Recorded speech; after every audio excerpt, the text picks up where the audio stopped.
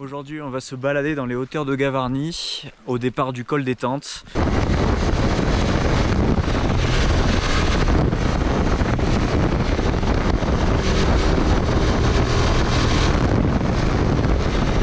Qui est juste derrière moi, je viens à peine de commencer. Le programme est de me diriger là vers le refuge des Saradés et ensuite de marcher le plus possible pour me rapprocher du cylindre du Marboré. Je bivouaque à l'improviste un peu où je trouverai de la place et demain matin je fais l'aller-retour et je rentre au col des Tentes.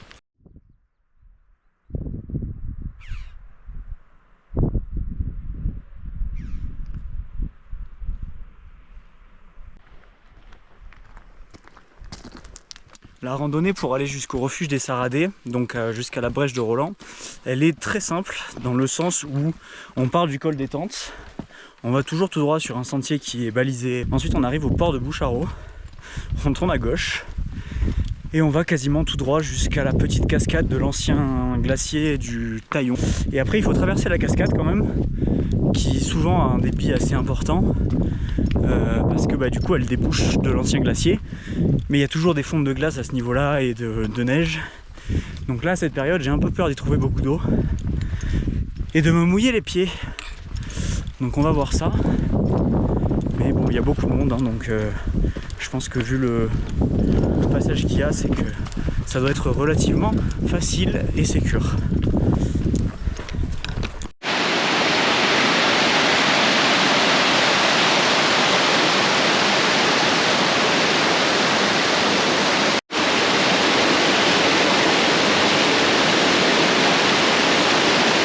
Là je viens de traverser la cascade, ça y est, on rentre dans la seule partie qui monte jusqu'au refuge.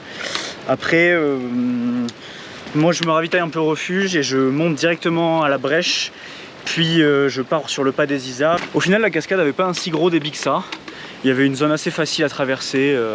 J'ai suivi les gens qui étaient devant moi et ceux qui faisaient demi-tour, tout le monde passait à peu près par là, donc ça m'a semblé être le plus facile et effectivement c'était vraiment tranquille, il y avait peu d'eau.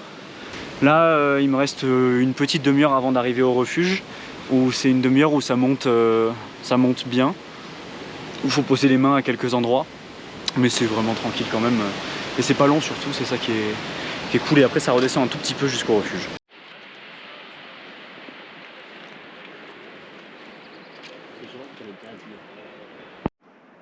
Donc ici on a la plus grande cascade d'Europe, qu'on voit depuis quasiment partout dans le cirque de Gavarnie, et on voit qu'il y a des gens qui arrivent, on voit tout au fond qu'il y a des gens qui arrivent de là-bas, parce qu'il y a des échelles des Saradés qui permettent de monter jusqu'au refuge du coup des Saradés, et la brèche est encore cachée, elle est juste derrière, juste ici.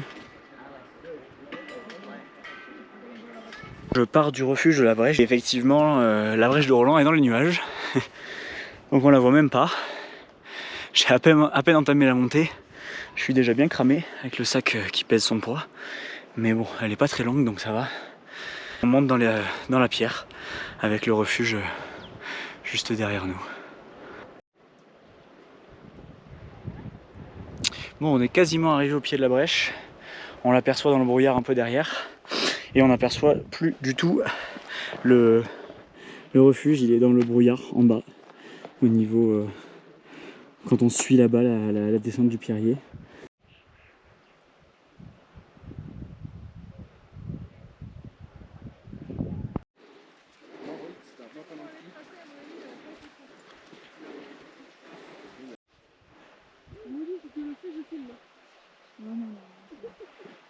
Ça y est, on est arrivé en haut de la brèche. Il y avait des Anglais qui n'avaient pas de crampons, et sans crampons c'était vraiment compliqué, donc voilà, on a un peu la tête dans la brume, on a un côté là et un côté là de la brèche, donc de ce côté là, côté refuge, on voit rien du tout, et là côté Canyon d'Ordesa etc. En Espagne, c'est beaucoup plus dégagé. Moi je me dirige vers ici, au pas des Isards, et puis on va essayer de trouver un endroit pour bivouaquer. Il faut redescendre je pense une cinquantaine de mètres en dénivelé, et puis suivre, après il y a une main courante au niveau du pas des Isards, une grande chaîne qui est assez praticable, donc on va par là-bas.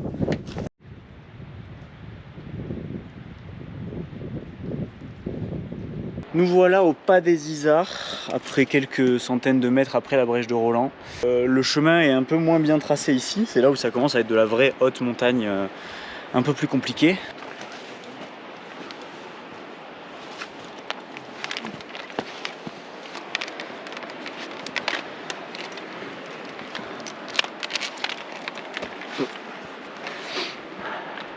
Heureusement qu'ils ont mis une chaîne. En soi, elle est bien pratique quand même.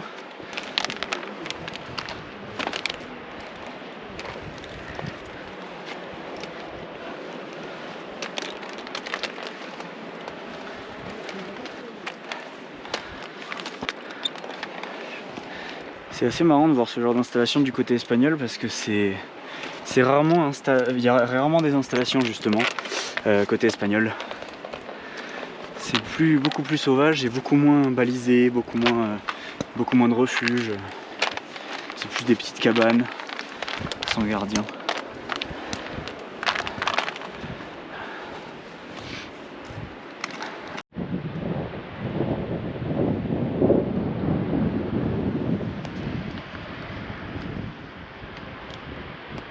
Je viens de trouver une sorte de grotte, ça se voit un peu là que je suis à moitié rentré dedans.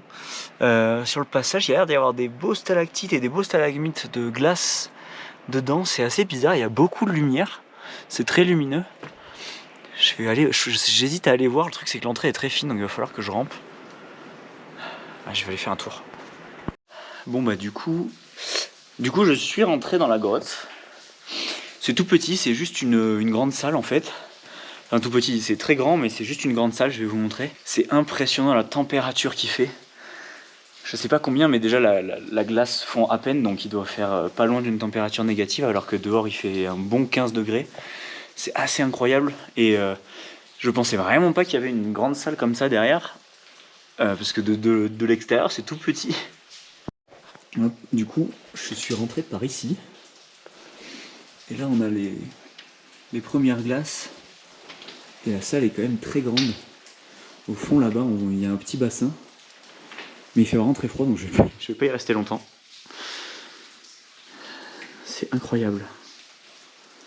Je m'attendais vraiment pas à trouver ça. Je dois être quasiment à 2800 mètres d'altitude. Je m'attendais vraiment pas à faire de l'exploration de grotte. Je vais vous filmer comment je suis sorti. Enfin, rentré. Si. Ah. Aquí podemos ir a Goris. ¿Dónde, perdón? Mi español es un poquito malo.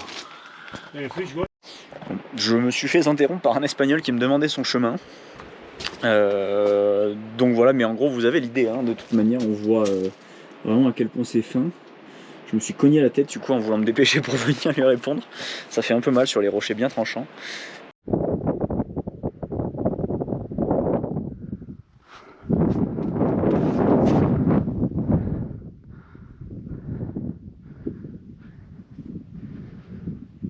Là ça fait quelques minutes que je suis dans la neige. J'ai dû mettre les crampons parce qu'il y avait un genre de petit couloir qui faisait même pas 5 mètres de haut. Mais ouais, même pas, ça devait faire plutôt 3 mètres de haut. Mais très raide. C'est un passage normalement, quand il n'y a pas de neige c'est très facile. Mais là du coup j'ai cramponné. C'était un couloir, hein.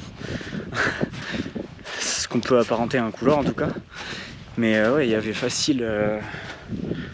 bien facilement 60% de pente. Et c'était pas long. Et il y avait des Espagnols qui étaient en train d'en descendre. C'était plutôt sympa. Donc on voit plus la brèche maintenant. On a dépassé, je crois que c'est le casque si je dis pas de bêtises en face. La brèche de Roland est derrière. Moi là je suis au pied de la tour qui est juste derrière moi. Et du coup moi le cylindre du Marboré est juste de l'autre côté. Il y a encore au moins 6 km avec un dénivelé vraiment important. Mais je suis plus très loin. Donc voilà, c'est très beau.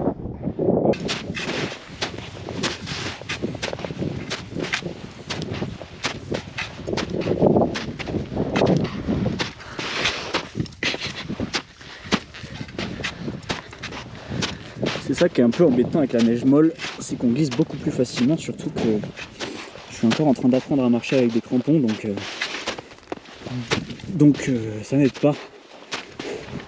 Les deux mis l'un dans l'autre forcément.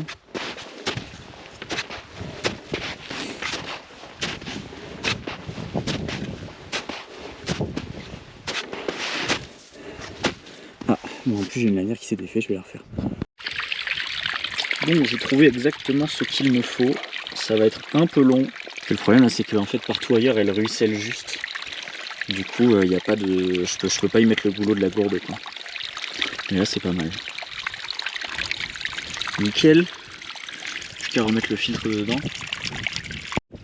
Bon du coup maintenant qu'on a rempli la gourde et qu'on est toujours en bord de falaise, on va goûter ça quand même parce que j'ai vraiment soif. Ouais. C'est très minéral comme goût. Ça se sent que c'est vraiment de la neige fondue mélangée avec des rochers quoi. Mais bon, normalement avec le filtre ça risque rien donc ça fera très bien l'affaire. Ça y est, on commence à apercevoir le mont Perdu un petit peu sur la droite, pile au niveau du col. C'est la plus haute montagne que j'ai montée et c'est aussi sûrement la plus difficile.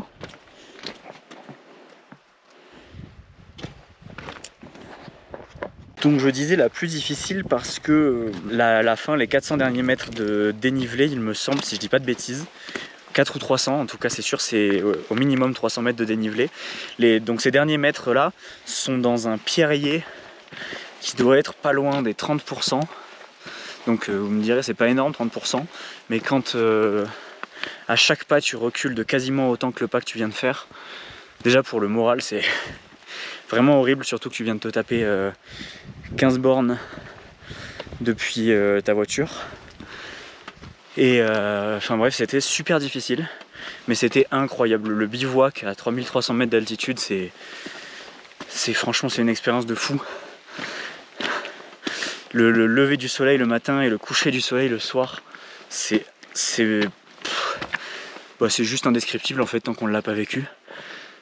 Bah, je vois bien l'itinéraire là, on doit longer la falaise jusqu'au bout.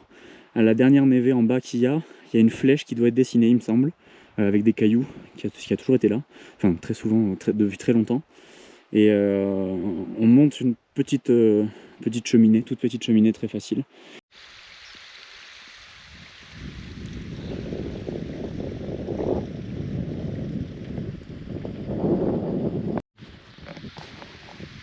Bon, je suis allé un tout petit peu trop loin, jusqu'à peu près par là-bas. Je suis censé monter ici et longer après tout ici. J'ai dit des bêtises tout à l'heure. Je sais pas pourquoi je me souviens pas du tout de ce passage. Mais la trace GPS que j'ai me dit exactement de passer par là. Le chemin sur les cartes IGN passe par là. Et j'ai bien envie de monter cette belle pente bien raide ici là. Donc crampons et on y va. Bon donc ouais, je m'étais bien planté, il fallait pas passer par en bas. Alors dans mes souvenirs j'étais passé par en bas, par ici là. Mais en fait il faut remonter le long d'une petite cascade.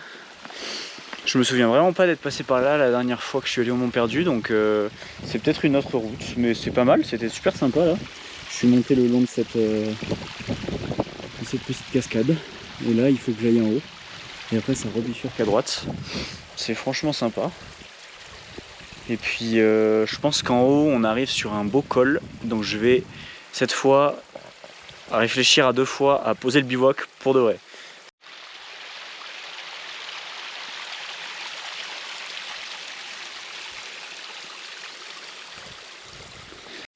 Bon, j'avance tout petit à petit sur cette cascade, mais là le problème c'est que derrière moi je suis censé arriver là et qu'il y a pas mal de neige, donc il va falloir que je passe ailleurs.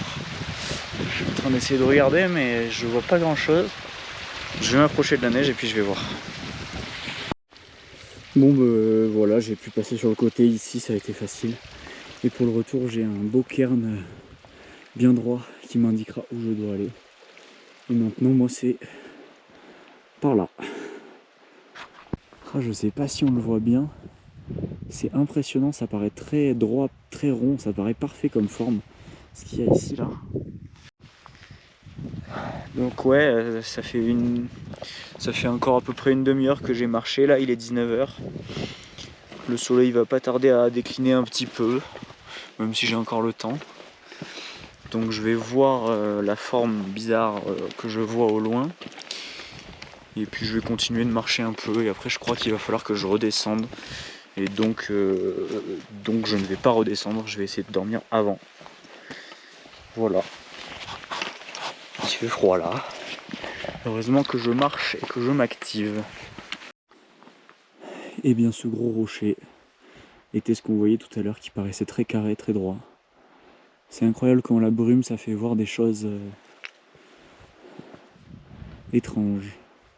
L'atmosphère a tout de suite changé, c'est très particulier.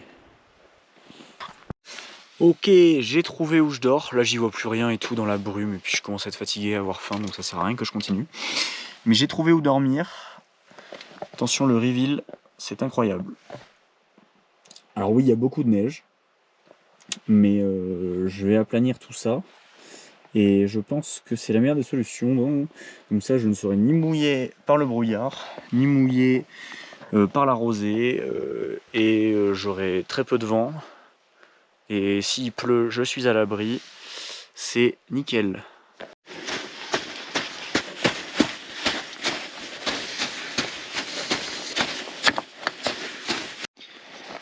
Bon voilà, comme ça c'est pas trop mal. Je vais mettre ma tête par là-bas, j'ai essayé de faire une toute petite pente très très douce vers ici. Voilà. Bon, ça m'a pas pris longtemps, d'ailleurs ça m'a pris 10 minutes. Donc hâte de manger là. J'ai choisi de pas prendre de réchaud parce que ça prend beaucoup de place un réchaud avec le petit bol, etc. Et tout. Donc j'ai préféré prendre simplement beaucoup de fruits secs, enfin de fruits à coque même.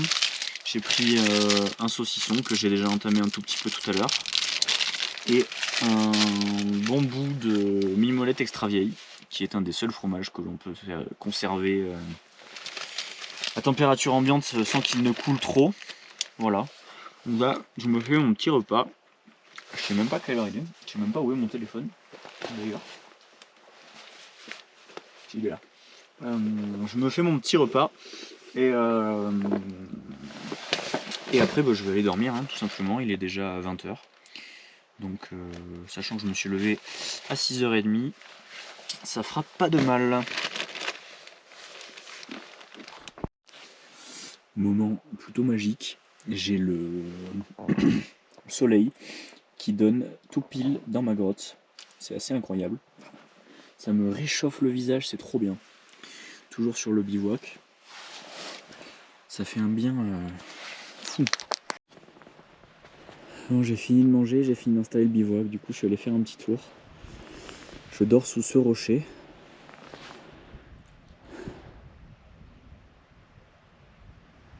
Là on a le mont Perdu ici.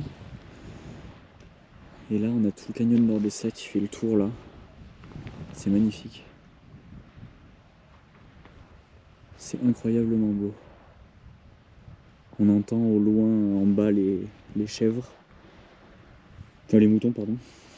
Ou les chèvres d'ailleurs, je sais pas. Ou les vaches même. Qui font du bruit avec leurs clochettes. C'est ouf. C'est magnifique. Après l'hiver et après le printemps frais et sans eau qu'on a eu. Ça y est, il est 21h. Après ma petite balade et tout, j'ai réussi à capter un peu, donc j'ai pu discuter un peu avec le monde réel.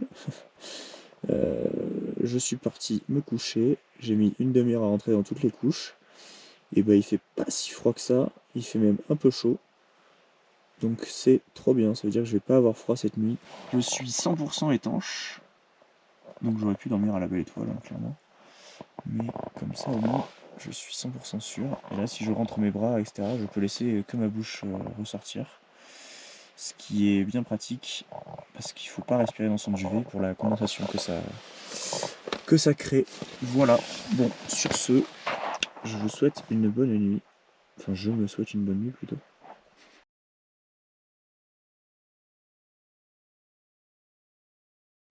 Bon, je viens de me réveiller, j'ai extrêmement bien dormi, un peu trop même, il est 8h.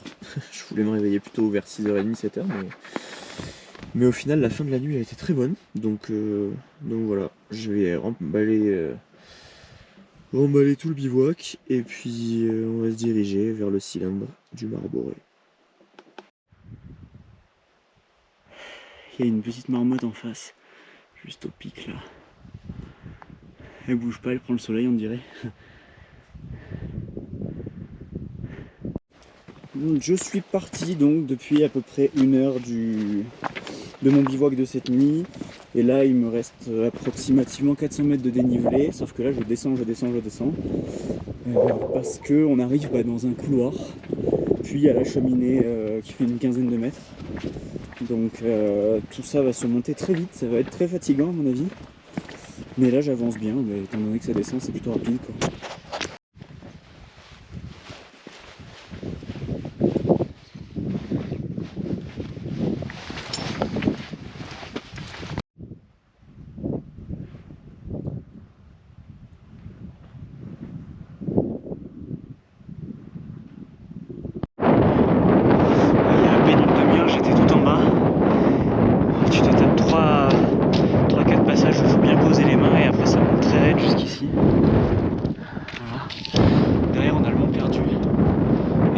Au-dessus, derrière ça.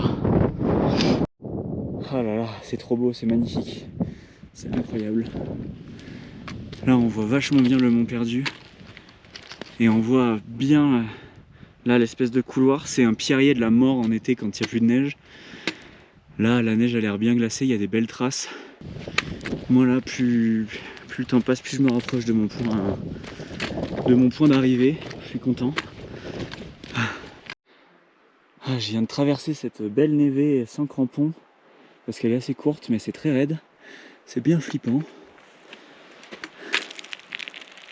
Il y a un monde sur la montée et la descente du Mont Perdu, c'est impressionnant. Bon, j'ai un peu dépassé la bifurcation entre le chemin du Mont Perdu et le chemin du Marboré, du cylindre du Marboré.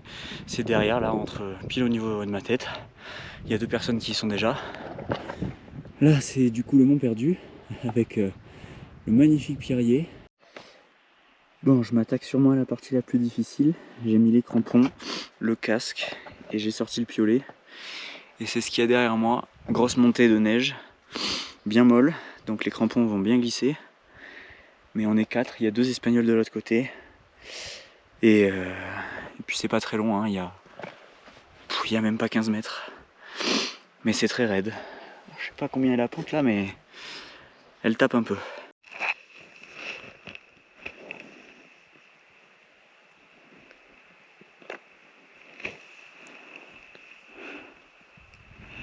Ok, il y avait peut-être pas 15 mètres, plutôt 200. Je sais pas pourquoi j'ai dit 15 tout à l'heure, c'est n'importe quoi. Là je suis aux 3/4, je suis quasiment arrivé. C'est fatigant. Bon, je suis arrivé en haut, c'était là. On voit même pas encore les 2 Espagnols et là il me reste plus qu'à monter la cheminée qui est derrière moi ici. Voilà, je pose mon sac en bas et je vais y monter qu'avec ma corde, comme ça je serai plus léger, ça sera plus simple. Bon, du coup j'ai monté la première cheminée, j'ai posé mon rappel, je suis redescendu, j'ai mangé. Et là je suis en train du coup de faire la dernière marche jusqu'à la fin. J'ai plus beaucoup de place sur la carte SD, c'est pour ça que je fais plus trop de vidéos là. Là je suis sur le dernier 40 mètres de dénivelé, ça monte tranquille. Je suis épuisé. J'espère que je vais arriver à rentrer au refuge des Saradés ce soir. Nous y voilà. On est au sommet du cylindre du Marboré. La vue est pas mal, mais bien sûr quand j'ai sorti la caméra, les nuages ont commencé à arriver. Donc j'ai attendu 10 minutes voir si ça se calmait, mais ça n'a pas l'air. Donc on voit plus grand chose à part derrière moi. C'est très très beau aussi. Il y a un vent glacial. Et il y a des bivouacs un peu partout. Là, il y en a un plus bas là-bas.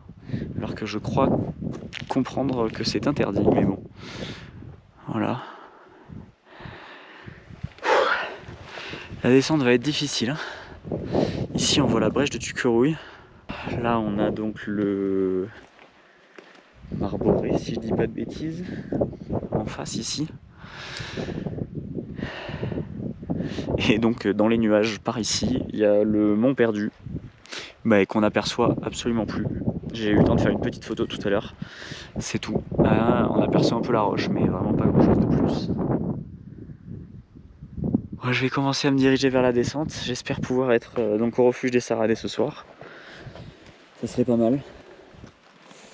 Là je vais descendre, reboire un coup, remanger un coup et puis on entame le retour quoi. Voilà.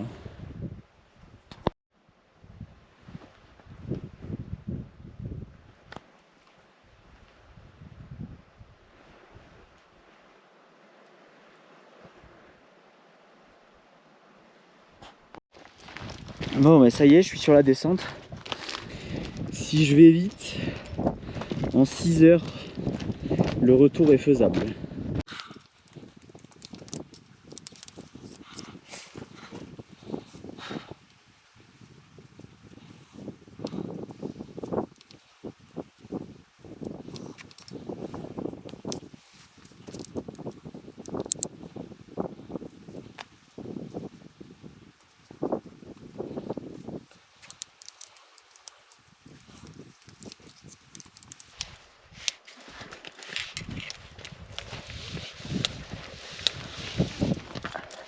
Pues yo luego no voy a saber. ¿Perdón? Luego no voy a saber. Únicamente con las manos es posible. Sí. Sí, yo creo que sí. Más me vale.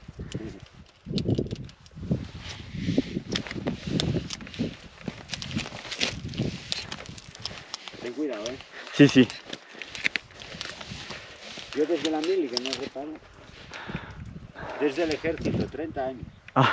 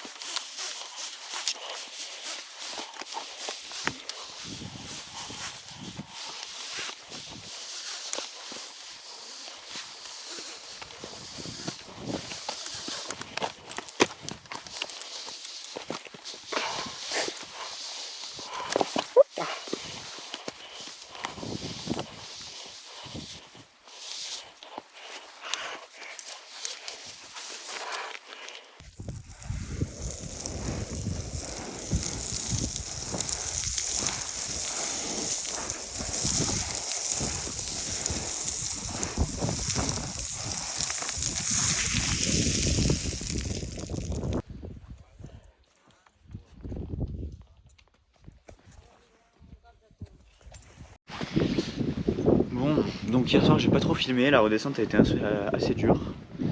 Mais j'ai réussi à arriver au refuge pour à peu près 18 h. Avec énormément de chance et la gentillesse du gardien, j'ai eu le droit de réserver une chambre, il leur restait un lit.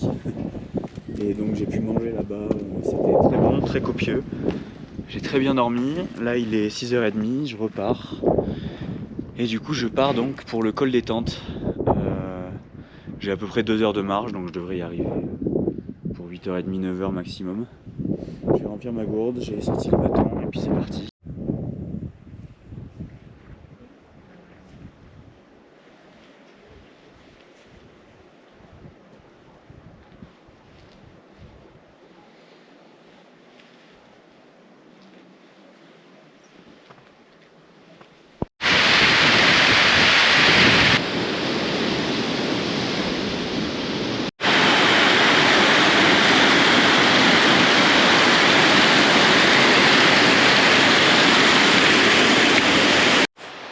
Bon ben voilà, après m'être trompé de chemin 2 fois comme d'habitude avec cette cascade, j'ai fini par arriver en bas.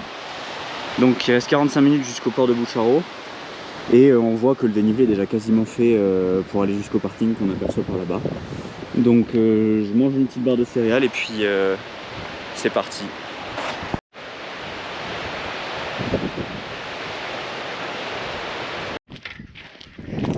Ça y est, on est au port de Boucharo. 2271 mètres d'altitude. Donc en se dépêchant un peu du panneau de la cascade à ici, j'ai mis une demi-heure.